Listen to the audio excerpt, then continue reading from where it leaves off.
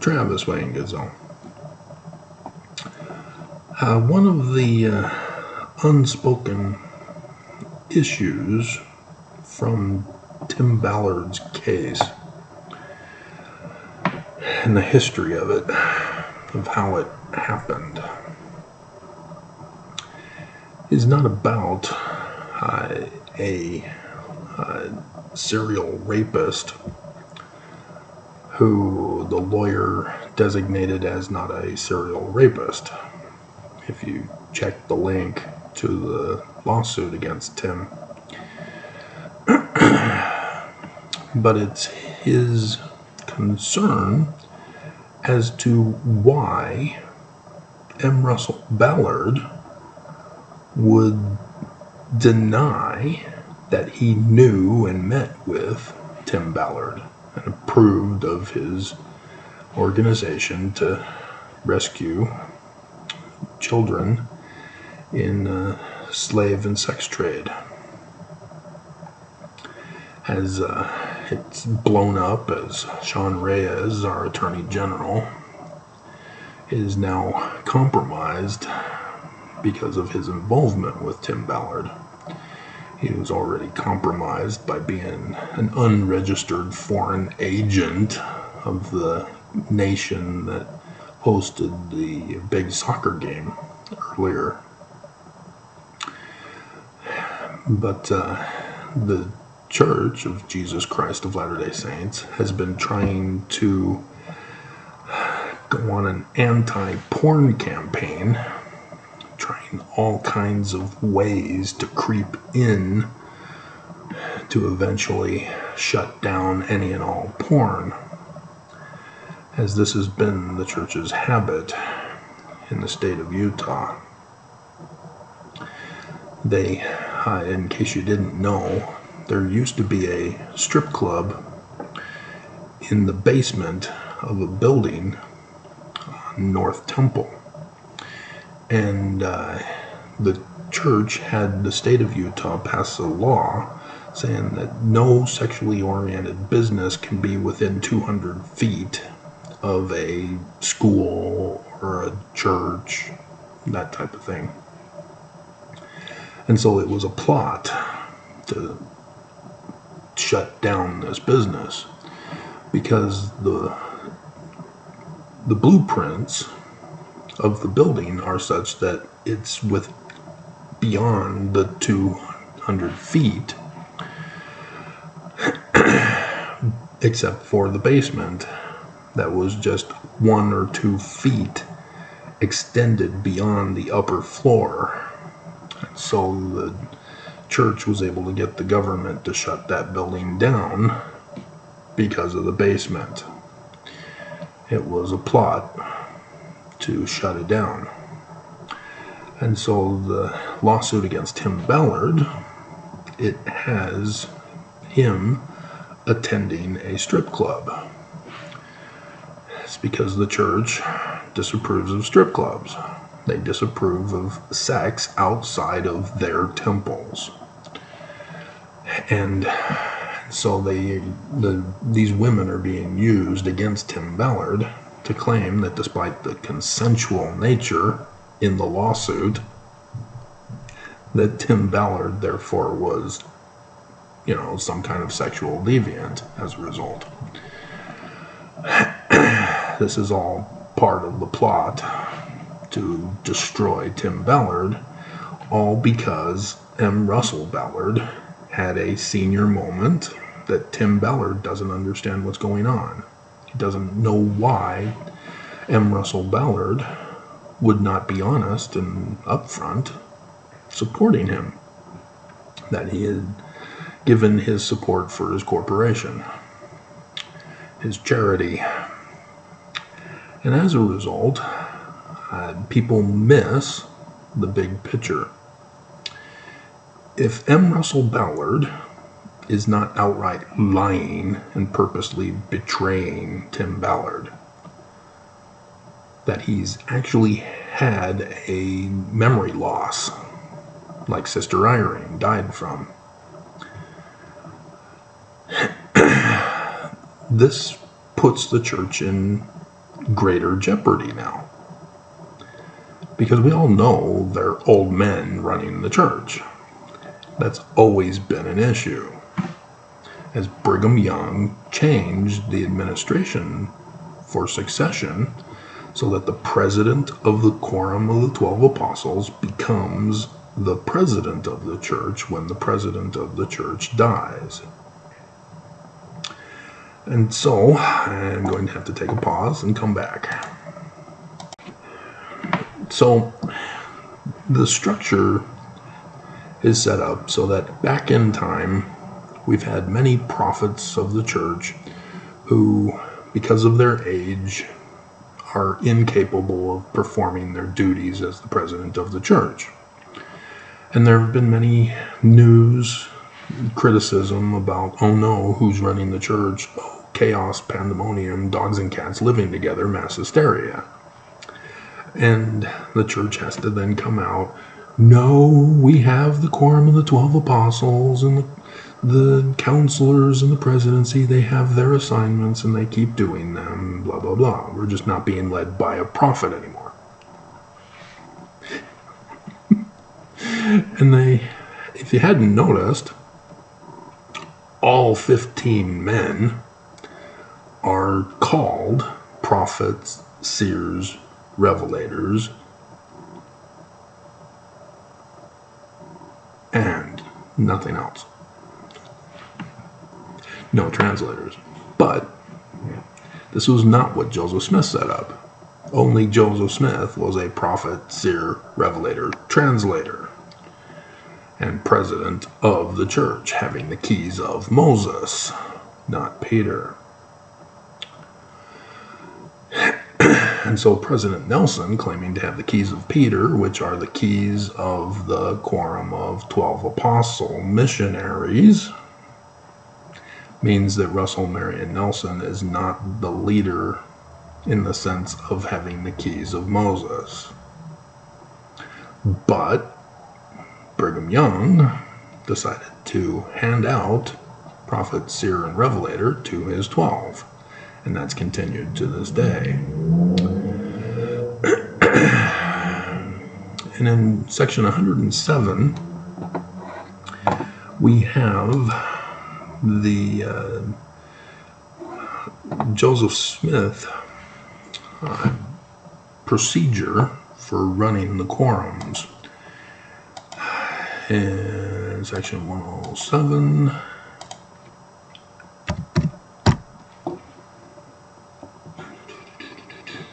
verse 27. And every decision made by either of these quorums, this was Joseph Smith talking to the 12 missionaries that were set up in 1835. Yeah, March 28th, 1835. So it made it into the 1835 Doctrine and Covenants as a result.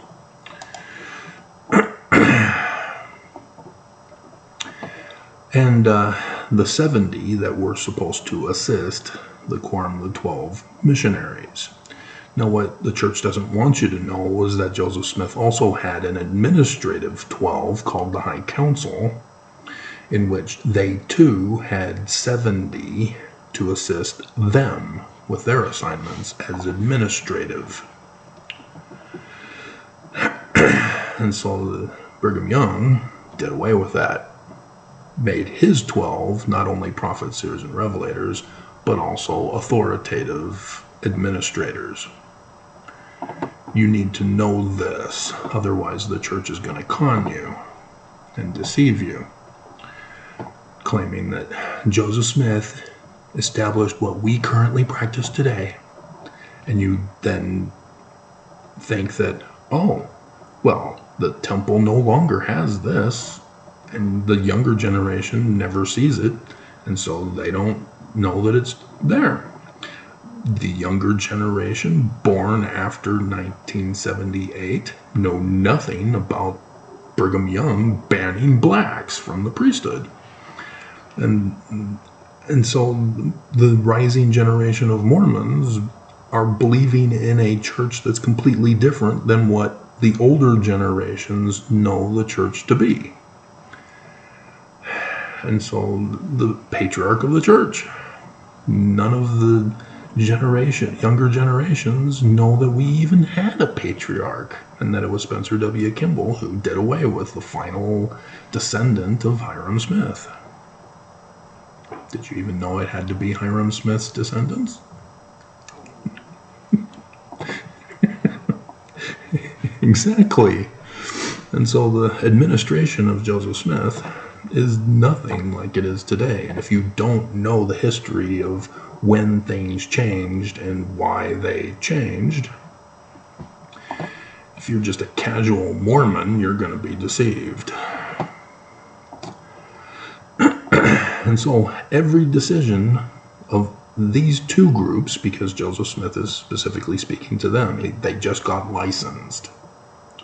Now they need to be told their duties and responsibilities for their group. And so he previously tells about how quorums are supposed to choose by vote their president. And so this applies to every quorum, not just the two.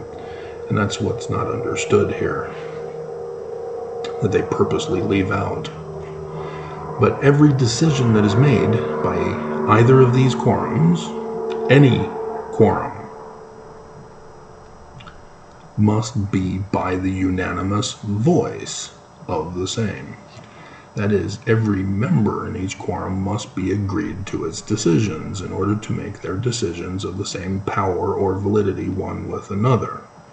Now, here's the catch that Brigham Young sabotaged, because Joseph Smith had a different process for succession.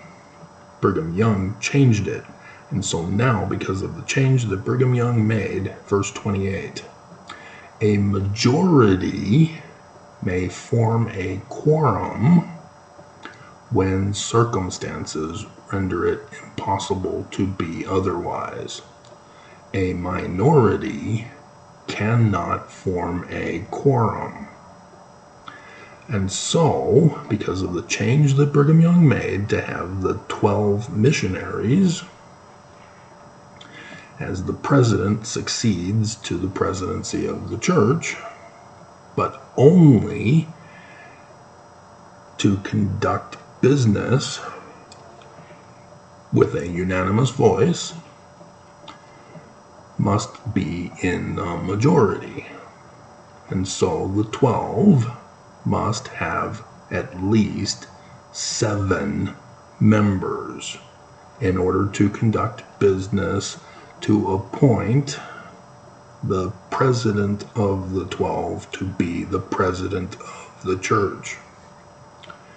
Now, I'm sure that if worst case scenario happens, the church will just claim that it's necessary that the last surviving apostle become the president of the church and to keep it going.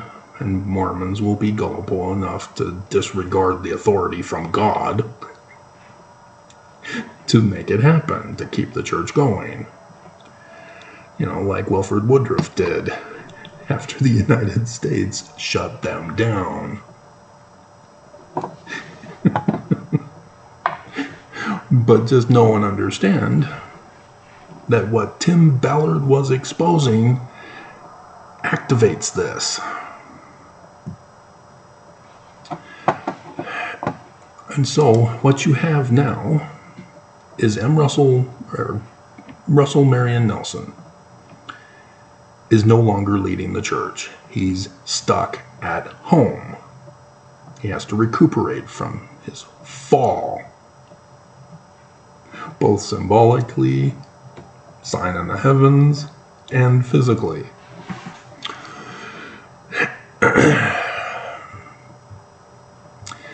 And so Dallin H. Oaks is the president of the church. He's the president of the Quorum of the 12 Apostles.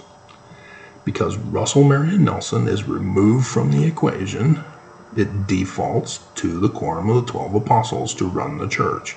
And Dallin H. Oaks, Dallin Harris, the Valley of the community leader, That's the baby name meaning. I did the video yesterday. I should have it recorded somewhere to keep remembering, but I didn't. I'm hoping for the day that shall burn as an oven so I don't have to keep doing videos warning you of the dangers of the church, but nonetheless. This is where we are. He's running the church as the president of the Quorum of the 12, not as a counselor in the first presidency. Because with Russell Marion Nelson gone, the first presidency is dissolved. They have certain assignments that they can do that doesn't require them to have authority of the president, but Dallin H. Oaks is leading the church right now. And so M. Russell Ballard is no longer the acting president of the church, as Dallin H. Oaks was the first counselor.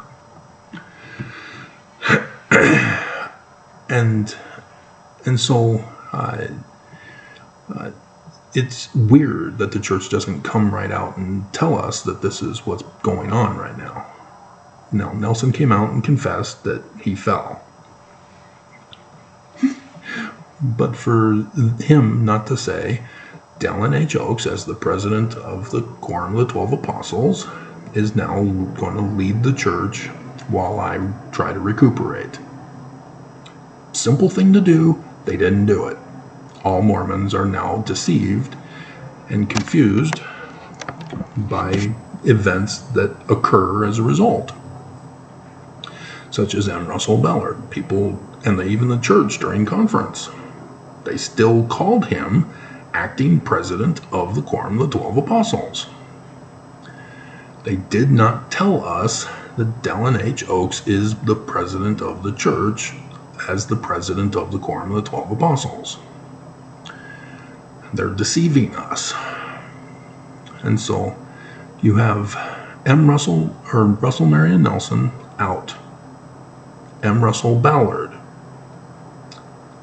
He's not only out, but he's also out.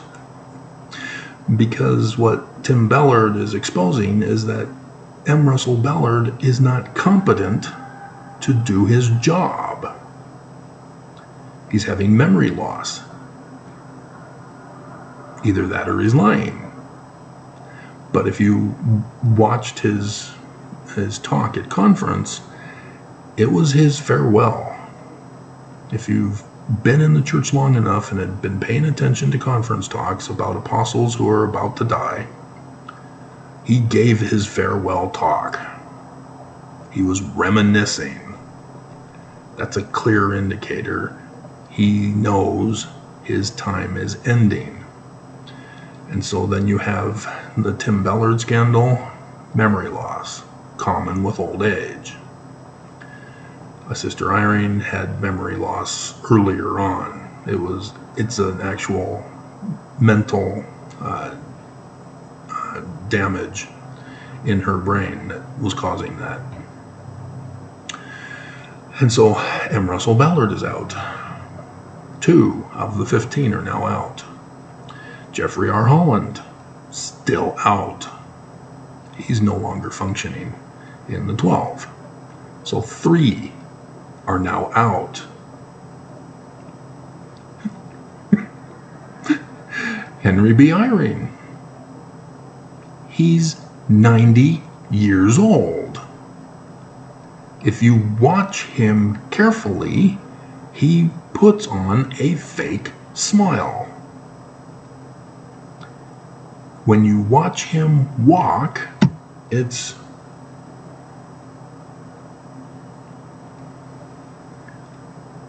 he's having trouble walking. It is common for the elderly to have a cane, to have a walker to help them get around, because they're getting old. Eyring is in that position. And so He's not all there when you listen to him. When he reads from a script, he can do okay. But it's when he's talking on his own that you catch it. He's not all there. 4 are now out of the picture. You see where we're going with this? Brigham Young sabotaged his own church for this worst case scenario that is coming. And so,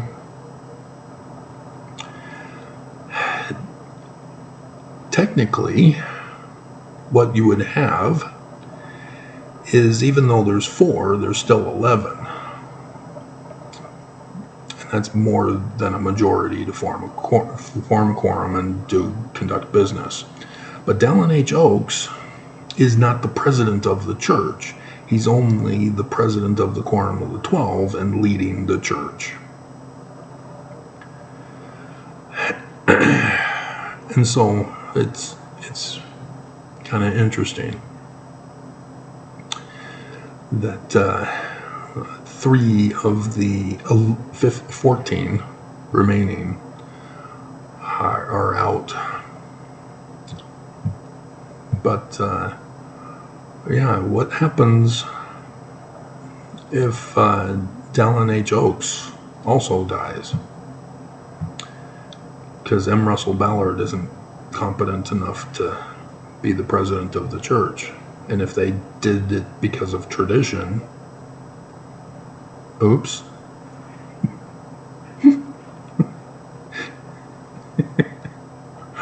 And so pay attention to this. If Dallin H. Oaks becomes the president of the church with Russell Marion Nelson's death, he would have to pull out 2 counselors. And Irene, we could assume, is one of them, maybe even Uchtdorf, because Oaks replaced Uchtdorf, who'd been a counselor for quite a while now, and got removed because Nelson felt sorry for Oaks being second when Kimball put them in. And so you can see Oaks and his leadership already. The Tim Ballard thing. You can see Oaks pushing that. You can see Oaks behind any legal matter that the church is trying to push with the government, even the nation, even the world with the religious freedom movement. That's Oaks, because he was a former prosecutor and a Supreme Court justice for Utah. You need to pay attention to what the church does. And so Monson, when he was president of the church, he was all about print press. Hinckley, communications.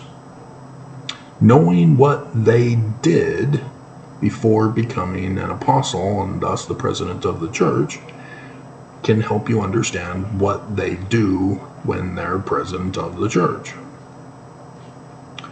And so Oaks, he's going to be a judge.